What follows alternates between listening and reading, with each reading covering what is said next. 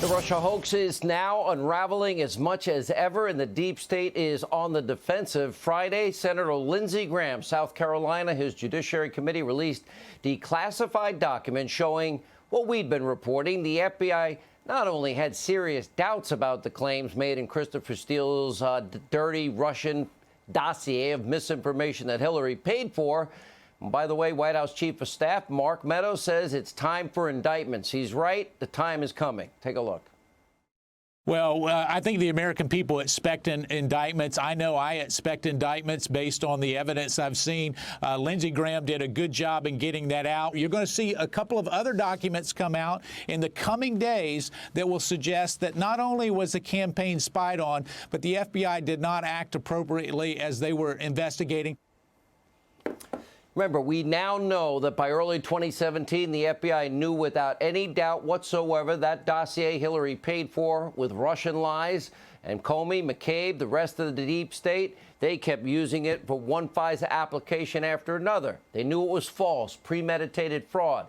Now we learn Friday, Peter Strzok appears to have realized, well, a deep state day of reckoning was on the horizon as the disgraced FBI agent lashing out through his lawyer at Senator Graham following the latest revelations. Here with more, Senator Lindsey Graham. You know, Senator, I guess, you know, we know that they were warned before the first FISA application. Right. We know McCabe said without the dirty dossier, there would be no FISA warrant issued. Right. But he said that to the House Intel Committee. Now, and we know that Kathleen Kavlak, we know that Bruce Orr warned them before the first one. They signed it. Then we had a subsource in January say, no, that was all bar talk. Right. Now you have a new document, mostly unredacted. There's a little too many redactions for my liking. Tell us what you found. Well, I found a memo that was put together after the interview with the Russian subsource. You said it well, Sean. Without the Russian dossier, they couldn't obtain a warrant. They tried to get a FISA warrant against Carter Page, and it was rejected. They find the dossier, and all of a sudden they get a warrant. Horowitz said without the dossier, there's no warrant. So from January 24th to January 27th, the FBI interviews the Russian subsource who put the dossier together.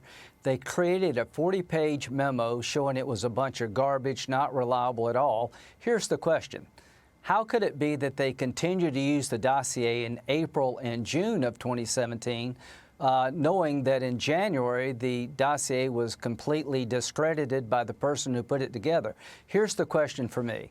Did the intel analyst who wrote the memo tell anybody up the chain, oh, by the way, our case just fell apart? I find it almost impossible to believe that the senior people at the FBI were not told that in January 2017 the case fell apart against Carter Page.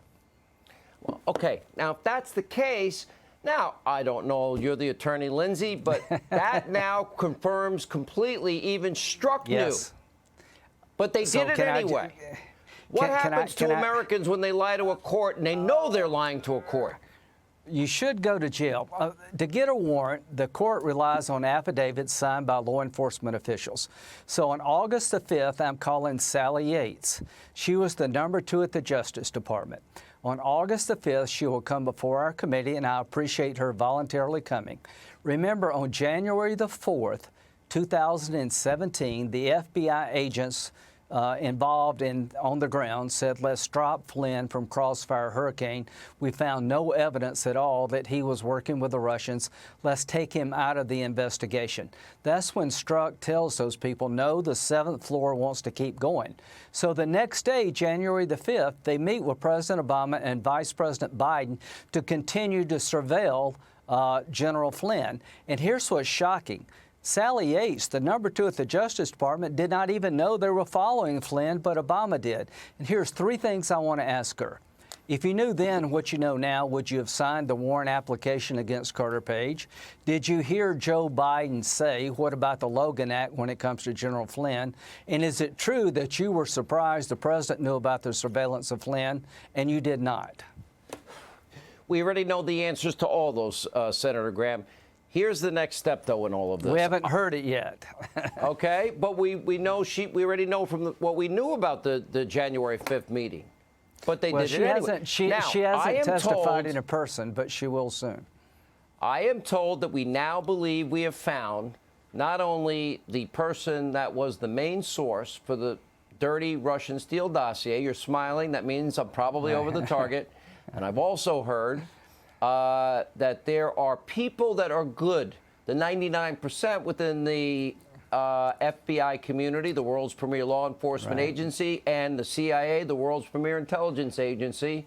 The 99% of good people, they're now beginning to talk. And they're beginning to tell about stories that they warned everybody not to do certain things, and they were ignored, which means that's even worse than we thought.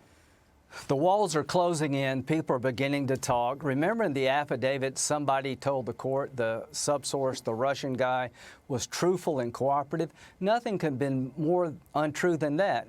He was truthful, but he destroyed the reliability of the dossier. They misled the court. If you can find the person who said that, you're off to the races. It's impossible they wrote this 40-page memo and didn't share it with the people at the top. And here's what Peter Strzok said in February 2017. Again, we're unaware of any Trump advisors engaging in conversations with Russian intelligence officials. This is in February 2017. Here's the question. Why the hell was Mueller appointed to begin with? If in February they had no evidence of Trump officials talking to the Russians, working with them, what happened between February and May of 2017? Lindsey Graham. By the way, I'm so sorry to hear. I know Rosie O'Donnell and Barbara Streisand and Hillary Clinton donated millions to her opponent.